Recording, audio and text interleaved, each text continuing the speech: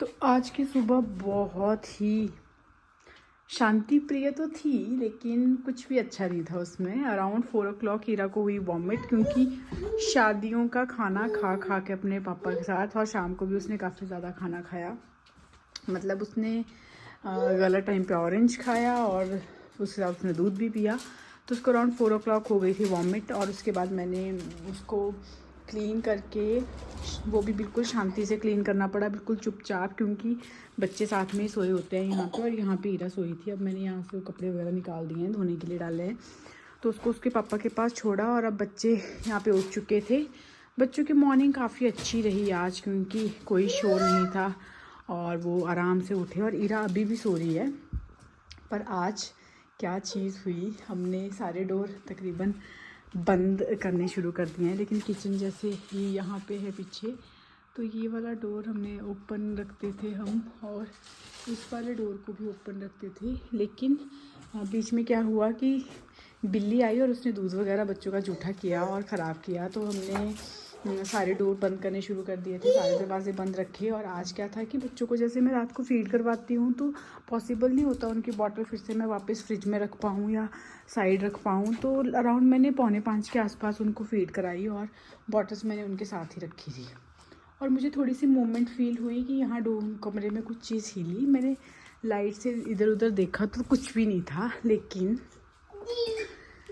थोड़ी देर में इनके पापा आए और बोवन की फीड की बोतल एक बाहर थी, और मतलब बिल्ली जो थी वो एक फीड की बोतल उसके हाथ से छूट गई और एक को वो लेके चली गई थी। और उस बोतल का तो वो पता नहीं क्या ही हाल करेगी, वो ढूंढने गए हैं। अगर मिलती है तो इन केस मतलब डिस्कार्ड ही अच्छे से कर पाए, वरना वो इधर उधर फेंकेगी।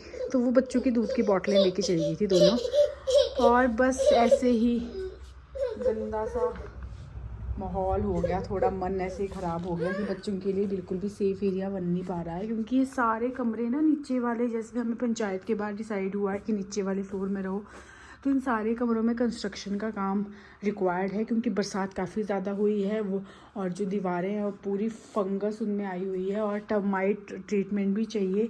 तो बहुत ही बुरी हालत है कमरों की। और यहाँ पे इस वाले रूम में, ये वाला रूम जब हम मंडी से शिफ्ट हुए थे, उन्होंने टाइल्स वगैरह लगा के, पुट्टी वगैरह पूरा कलर मतलब प्रॉपर करवा के ये कमरा बच्चों का खेलने के लिए हमने तैयार किया था। लेकिन सोने के पॉइंट ऑफ व्यू से हमने ये कमरा तैयार नहीं किया था। लेकिन अब हमें बच्चों का लास्ट 15 और 16 डेज से हम यहीं पे ही बच्चों को सुला रहे हैं, और थोड़ा सा अनसेफ ऐसा लग रहा है कि कहीं वो इनकी कुछ खाने पीने की चीज़ों को इन्फेक्ट ना कर दे, बच्चे बीमार ना हो जाएं। और सोने का तो क्या था कि यहाँ से देखो ये विंडो है, और विंडो के बिल्कुल साथ में ही यहाँ पे रोड है, और गाड़ियाँ कंटिन्यू चली रहती हैं। तो मतलब हॉर्न्स वगैरह की आवाज़ से और किसी भी चीज़ की आवाज़ से ये बिल्कुल भी बच्चे जो हैं सो नहीं पाते अच्छे से। लेकिन धीरे धीरे वो अडेप्ट कर रहे थे, तो अब इनकी फीडिंग वाली थिंग्स को ही क्लीन रखना मुश्किल हो गया था। वैसे तो हमारा प्लान है कि अभी वीकेंड पे हम शिमला चले जाएंगे, लेकिन देखते हैं अब क्या होता है।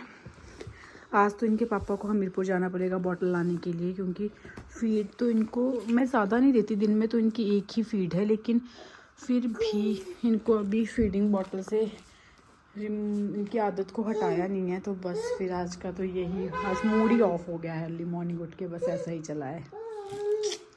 होप हम जल्दी ही बच्चों के साथ किसी अच्छी जगह पे शिफ्ट हो सके जो बच्चों के लिए सेफ़ हो, और ईरा को भी उसकी पूरी रूटीन और अपना पूरा टाइम मैं दे सकूं।